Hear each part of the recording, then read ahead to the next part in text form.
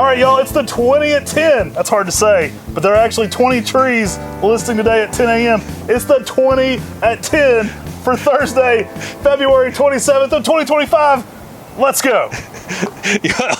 Y'all might not know it, but we actually have 20 trees to relist. We call it the 10 at 10 a.m. because it started off with just 10 trees when we started listing them. Now we list all the way up to 20 trees every Tuesday and Thursday at 10 a.m. Eastern Standard Time. We're starting off today with Acer Palmatum Lily Pad. Let's drop it like it's hot. I love lily pad, guys, just in time for spring.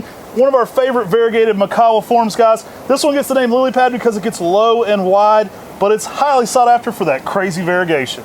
Y'all, there's not a huge set of these. They will sell out quickly. Make sure you're jumping on this if you want it. It is an amazing tree that is heavily desired. Everyone loves the macawa Yatabusa types, and when you get that and it's variegated as well, it is next level. This one, the thing that's unique about lily pad though is that flatter, more flat top table-like shape. It definitely grows wider than many of the other macawa selections, and it is very unique in that, but the variegation makes it next level. Grab you one a day, great for the container garden. Some people's favorite macawa form. I get it, it's high up on the list. I absolutely love it. Lily pad, dropping today. These things are selling like wildfire. We're bringing back Acer Palmatum Wildfire. Now, when we have our open houses, we've got one coming up that's going to be April 5th from 8 a.m. to 4 p.m. Many people come and shoot their top fives with us. And it's a fun time. We have an open house. It's one of the few times you can come shop in person. And when we hear those top fives, people often tell us that wildfire is in their top five. Yeah, Lee Todd had it in his. I know especially for that heat tolerance in Oklahoma.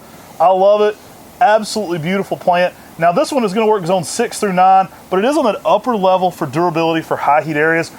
One of the most colorful trees you can have, especially in that winter garden. Wildfire will be the most yellow at the base, the most orange in the middle, and the most fiery red at the tip. So it kind of has that glowing effect, especially in the winter garden. Pair this with conifers or other Japanese maples in that coral bark family. They're going to make great winter, just pieces to your garden that really show out, give you that hope for gardening, something fun in these cold winter months. This is an introduction by our friend Jason Stevens. He found this selection, and I'll tell you, I fell in love with it because not only is the bark like a wildfire, where you get that yellow to orange to red like you're talking about, but in the fall, typical coral barks, you get more yellow. On this one, you might start out with yellow, but then you get some orangey colors after that as well. So it can get some really dynamic, different fall colors than many of your other winter interest Japanese maples. Great looking 2 gallons. If you want something a little more elevated in size right away, grab a 2 here on these.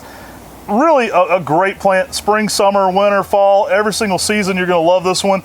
I think it's one of those trees that's just essential for the winter garden. I absolutely love the color patterns.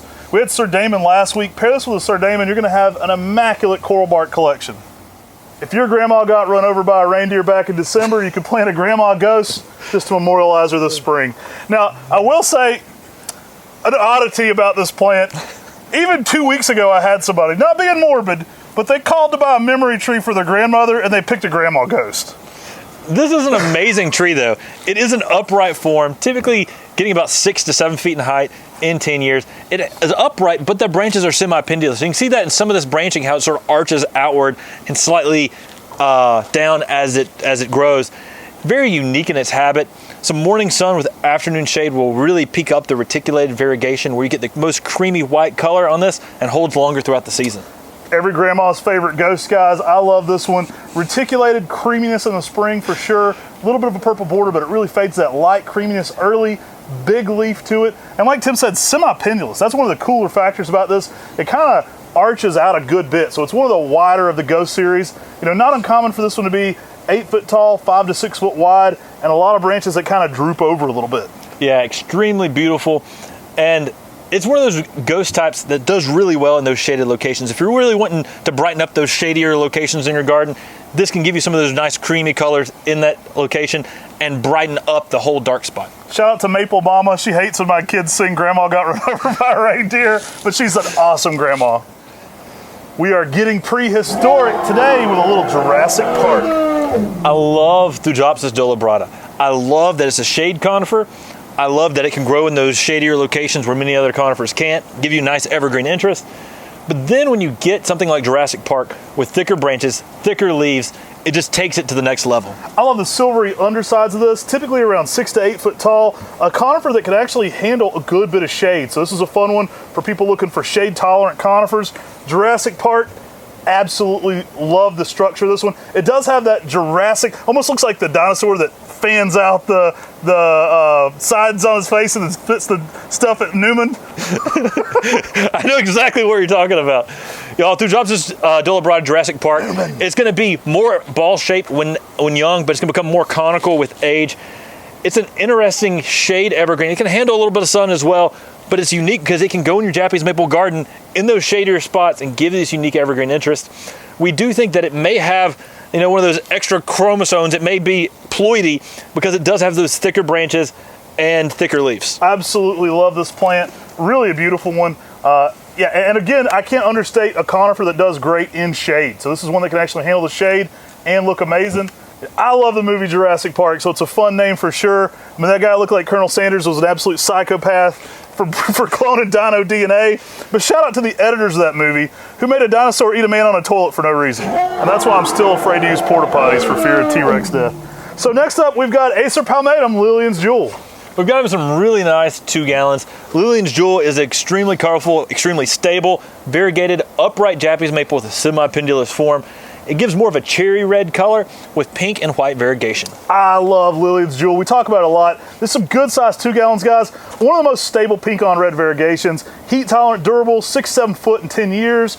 Absolutely a showstopper. Probably the best variegated Japanese maple, maybe. I mean, it's in the rankings, especially for pink on red. It's one of the best of them all. And we got some great size 2 gallons today. This is a great way to get a good start out there in the landscape, put it out there, really enjoy it, or go ahead and have a really larger tree for a container to enjoy as well. Grab your Lillian's Jewel now in 2 gallons. All right, guys, let's bring back Pinus sylvestris mulseri. I mean, check out the yellow needles on this dwarf, Pinus sylvestris. It's pretty awesome. You got that yellow color during the winter months, but you also got 2 different size needles. You got really tiny short needles on the new growth, and the older growth is really long and more contorted. And so you get this really unique texture on a small compact pine. I love it. It definitely gives you this unique texture. You kind of get these irregular needles that bust out through all these small tufted ones. It looks like it's constantly forming a witch's broom, but that's what this one does. Keeps a nice compact conical habit to it. Absolutely exquisite in the winter garden. I mean, this one's going to be green in the summer, so don't let it fool you. If you're getting one of these in the summer, they will be green, very similar to green penguin with different foliage, but you're going to love this one when those winter months hit because it lights up with golden yellow. I mean, I think it's a great tree to put out there in the landscape pairing with your green penguin because then they give dynamic colors during the winter months when this one goes the yellow and green penguin stays the green, and it gives more contrast, and you're like, wow, that is pretty exciting. Yellow makes the winter super interesting and gives you something extra out there in the garden. Mulseri does it in that compact form, similar to green penguin, reaching about 3 feet in height, by about a foot width in 10 years. Grab your Mulseri today. Some good looking plants. All right, y'all, let's bring back another Talon Buchholz classic. Guys, y'all wanted bigger sizes. We got some awesome looking 2 gallons. It's Acer palmatum Strawberry Spring, y'all. Strawberry Spring has some amazing baby pink color in the early spring, and it is electric in that springtime. It's one of the most unique colored Japanese maples because there's nothing else quite like it, especially with that reticulated variegation. It's basically like a Ghost series Japanese maple, but it's after Talon quit putting the name Ghost on them for a while, and it is just simply rock star in that spring color. One of the best pinks for sure. This one's going to typically be about 6 to 8 foot, nice upright habit to it. Beautiful tree. It's actually a seedling from Amber Ghost, so you get some great habits like Amber Ghost as far as growth rate and structure. Absolutely great fall color as well. Now, these are some excellent sizes. These are already in our 2 gallons, Buchholz grown, awesome looking plants. Now, Strawberry Spring is going to work zones 5 through 9. You do want to give it some protection from the hot afternoon sun, that zone 8 and zone 9 for sure. Beautiful plant though, and you want to play with the lighting on this one. I say it's a lot with reticulated forms, but if you can give this one early morning sun, little late day shade, you can really evoke some of the craziest color patterns on this one. I know it wasn't long ago where we shot a cultivar highlight with Strawberry Spring in the spring. You definitely go check that out. You can see some amazing colors. Right after that baby pink, you get some really nice creamy white, and it's one of the most unique whites with just lime green variegation in there after that pink. It is awesome in that late spring time frame as well. Y'all, an amazing reticulated selection with some great size 2 gallons right now. Dropping these 2s, they will go out fast, guys. Grab you a Strawberry Spring and a 2 gallon today. Mikasa, Sukasa. Let's bring out a unique one here. We've got some nice size 3 gallons of Sukasa Silhouette. Now guys, these are actually rooted cuttings. Yeah, I mean, Sukasa Silhouette, it's a vigorous, upright tree. It's fairly narrow as well. It'll end up in the landscape getting, almost 12 feet in 10 years, growing over a foot of growth per year. But the unique thing is, when you're giving this more sunlight, growing this in a sunnier situation, you're going to be about 3 to 4 foot in width. So it's going to stay fairly narrow in its habit. These are already staked. They're already a nice start to maintain that nice conical narrow habit to them, guys. Bright red fall color. These are going to work zones 5 through 9. These are extremely durable. We've even seen these in street tree settings and parking lots, being able to take the heat of the parking lot, so you know they're next level as far as durability. Excellent plant. The city of Hendersonville actually uses several in, just asphalt jungles of concrete, and they're taking all that added heat and looking amazing. Yeah, I mean, it's extremely heat tolerant. It's very vigorous. It has a narrow form, but let's not forget its fall color. I mean, that fall color is dynamic. You get some fire engine reds in the fall. And so this is a tree that's really beautiful, and it's really usable in the landscape. I mean, if it can handle the concrete jungle, if it can handle a parking lot, it can handle your garden. It can handle a southwest exposure in many locations. It's easy to grow, and it's really beautiful. Q Axl Rose, welcome to the jungle. Guys, last but not least, we've got Acer palmatum rayusin, and these are some sharp-looking 3 gallons. Oh, some big boys here, guys. These are excellent, straight out of our Buckholz farm. These are low grafts, staked up high, already have immaculate shapes to them. You're going to love these if you want some instant gratification rayusins. Man, these are sweet. Like Sukasa Silhouette, these are extremely heat tolerant, easy to grow, but they've got a dynamically different shape. I mean, these are extremely cascading. It's one of the most cascading forms of any Japanese maple. Selection by our friends Kobayashi Momiji in Japan. They introduced Tomukiyama over 300 years ago, and they're still introducing awesome selections. Rayusin, after Tomukiyama, is probably one of their next best introductions. I mean, it's so easy to grow, really beautiful, and I'm telling you, this thing just makes a statement in the landscape. It has this fountain-like effect where it just flows down. I'm absolutely loving the shapes on these. These are kind of perfect shapes already. These are going to work zones 5 through 9. They're actually going to be exceptionally heat tolerant, like that Sukasa Silhouette as well. Again, a good bit of sun in zone 8 really isn't a problem for rayusin. You can make them fairly columnar. I like to stake them up to about 6 to 8 foot and then let them weep down from there. If you don't, they're going to be fairly wide and low and spreading. Extremely pendulous in its nature.